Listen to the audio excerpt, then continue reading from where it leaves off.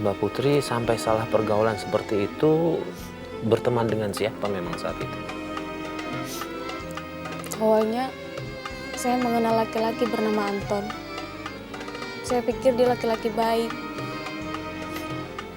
Dia mau membantu saya mencari pekerjaan. Sampai saya diiming-imingkan menjadi artis. Dia kenalkan saya dengan beberapa pria.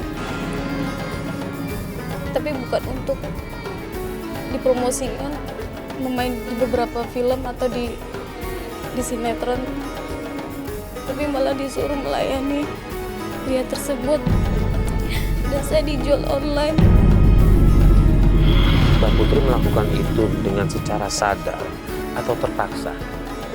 Sadar. Secara sadar. Artinya tahu itu salah, tapi tetap terus dilakukan karena ada bergelimangan harta di situ di balik itu ya. Betul.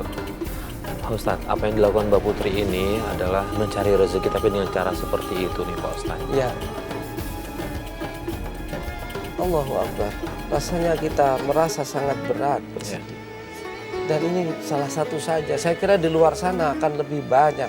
Bagaimana seseorang mencari rezeki dari cara yang haram. Rasulullah Shallallahu Alaihi Wasallam jelas-jelas mengharamkan mahrul baghi. Mahrul baghi itu sewaannya, naudzubillah, para pelacur. Haram. Haram bagi yang menerima, haram bagi yang memberi. Ini dilarang oleh Allah Subhanahu Wa Taala. Pemirsa yang dirahmati Allah, ayo kita segera bertobat.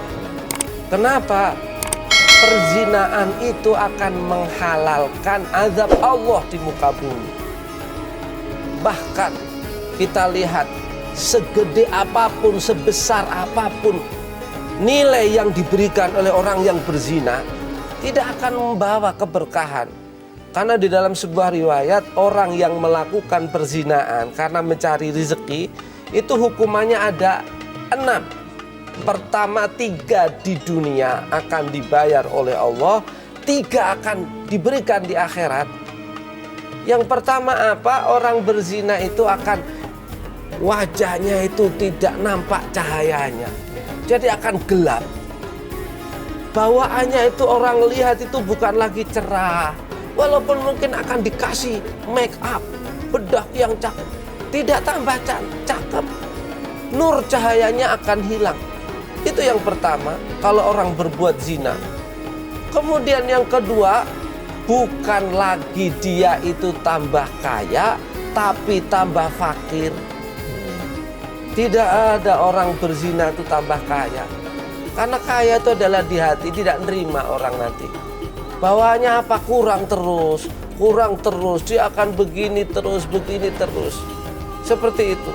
Yang ketiga adalah hidup di dunianya bukan lagi ketenangan, tapi kerupekan. Dia nggak pernah tenang hidupnya. Coba lihat orang waliyadzubillah yang hidupnya foya-foya di yang itu. Dia tidak pernah mencari kebahagiaan, mendapatkan kebahagiaan. Justru kalau nyari, nanti cari ke diskotik lagi, ke mall lagi. Apakah itu bahagia? Belum tentu. Kering hatinya. Itu di dunia, nanti belum di akhirat. Pertama, Allah akan menghisab dengan sangat susah. Detail, sedetail-detailnya. Semua amalnya akan dihitung, dilihat. Yang kedua tentu akan mendapatkan kemurkaan dari Allah. Dan yang ketiga tentu azab neraka sudah disiapkan oleh Allah Subhanahu wa Ta'ala. Kenapa? Karena semua ini adalah titipan Allah. Kita dulu lahir dititipin, dikasih hidung cakep, mata yang cakep, bibir yang cakep. Kita dikasih tubuh yang sempurna. Kok digunakan untuk maksiat? Padahal jelas wala yaznun. Di ayat yang lain wala taqrabuz zina. Mendekati zina saja tidak boleh. Apalagi melakukan perzinaan. Mendekati nih. Mendekati itu apa? Berkawan dengan orang-orang yang melakukan zina, jangan. Kita sering masuk tempat-tempat yang di situ banyak prostitusi, jangan. Karena apa? Jangan mendekati zina. Karena nanti akan terjerumus. Bagaimana solusinya? Ayo kita bertobat. Karena dalam hadis yang lain Rasulullah mengatakan begini, di akhir zaman nanti kalau orang sudah menghalalkan perzinaan, maksudnya apa? Umum orang itu tidak lagi menganggap haram zina itu sudah akan namanya menghalalkan azab Allah. Nauzubillah min dzalik. Mbak Putri, secara segi ekonomi mungkin Mbak Putri sudah terbantu ya. Tapi bahagia nggak sih melakukan itu? Karena sebenarnya Mbak Putri tahu itu salah kan ya? Enggak, Mas. Tidak bahagia saya, kan? Keuangan saya semakin menipis. Oke. Mungkin karena saya selalu kekurangan. Mungkin karena saya dapati itu tidak halal, keluarnya juga tidak berkah. Pasca ditinggal Anton yang dibilangnya meneruskan usaha kakaknya, ternyata saya mendapati aib dan saya hamil, Mas. Boleh tahu, Mbak Putri tahu dari siapa hamilnya? Telat. Nggak, maksud saya dari pasangan yang mana? Sama pacar saya. Sama yang Anton itu? Iya. Berarti setelah tahu, dia perginya setelah tahu Mbak Putri hamil atau sebelum? Sebelum tahu. Sebelum tahu. Setelah dia pergi, berselangnya waktu kemudian Mbak Putri hamil. Iya. Sepeninggalannya saya hamil. Itu cuman berjarak 2 minggu.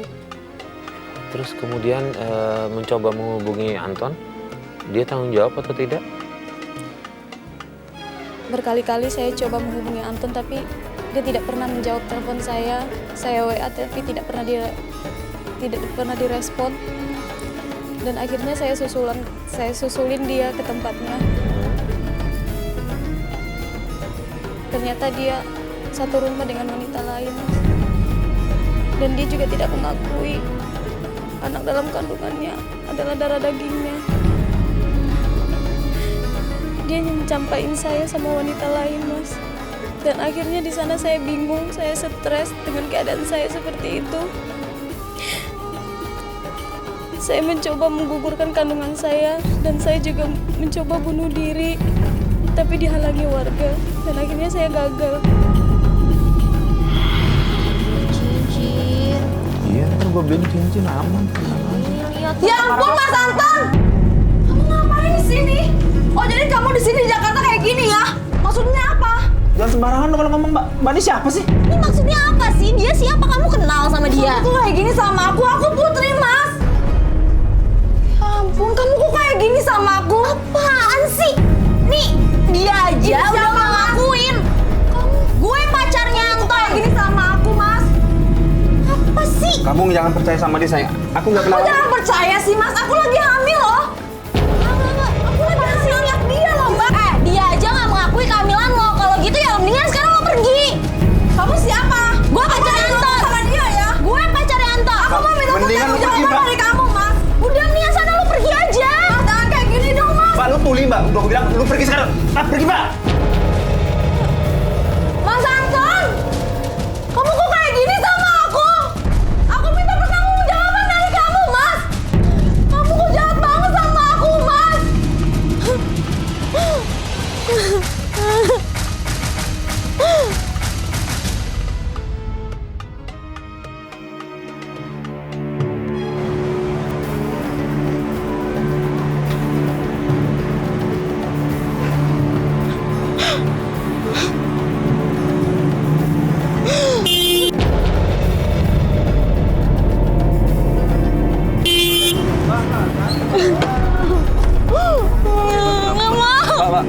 Nggak mau. Nggak mau. Aku mau mati aja udah. Aku nggak mau mati. Minggir dulu. Aku mau mati aja, Bu. Aku nggak mau.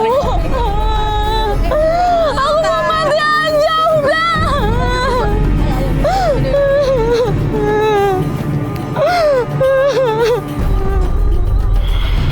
Pak Ustadz, mohon maaf, ini ada kaitannya nggak sih dengan apa yang dia lakukan kok bertubi-tubi musibah terus menimpa Mbak Putri ini, Pak Ustadz? Sebagaimana tadi diterangkan, ternyata hasil dari perzinaan bukan menambah kebahagiaan. Beliau sendiri mengakui bukan menemukan kebahagiaan dan ketenangan, tetapi justru kurang terus. Tidak ada berkah. Ini benar apa yang dikatakan Rasulullah SAW. Jelas-jelas nggak ada keberkahan. Dia akan tertipu. Kenapa? Karena nggak ada berkah. Yang kedua, hal yang menarik, pemirsa yang dirahmati oleh Allah. Walaupun seperti ini, kita masih ada rahmat Allah. Wala taqnatu min rahmatillah. Jangan berputus asa dari rahmat Allah. Beliau sudah mau pengen bunuh diri, menggugurkan kandungan. Allah membantu melalui warga. Kan begitu. Dia di stop, dijaga, jangan.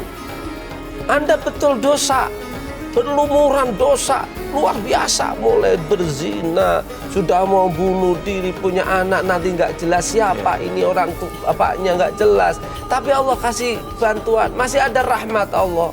Karena apa? Kalau lagi dia itu sudah bunuh diri, habis nggak ada waktunya. Sehingga Rasulullah Shallallahu Alaihi Wasallam bersabda, "Man asaba fi hadhil qadhurat." Barang siapa terjerumus seperti mbak ini, perbuatan maksiat semuanya, mungkin juga mabuk sudah, berzina sudah, semuanya sudah. Kata Rasulullah mengatakan begini, fal yastatir bisitrillah. Maka seyogyanya para pemirsa, kalau ada kasus seperti ini anak satu saja Mbak Putri ngomong begini, seyogyanya ditutup dah. Jangan banyak diceritain orang. Jadi nanti Mbak Putri mungkin terakhir aja di sini nih, di acara ini. Nanti udah nggak usah ngomong. Ini Rasulullah mengatakan itu. Bahkan ulama mengatakan sudah tutup. Bahkan kalau mau perlu dia nggak perlu lapor kepada hakim. Kalau misalnya ditegakkan syariat ada rajam, ada apa, jangan, udah tutup. Untuk apa? Taubat kepada Allah.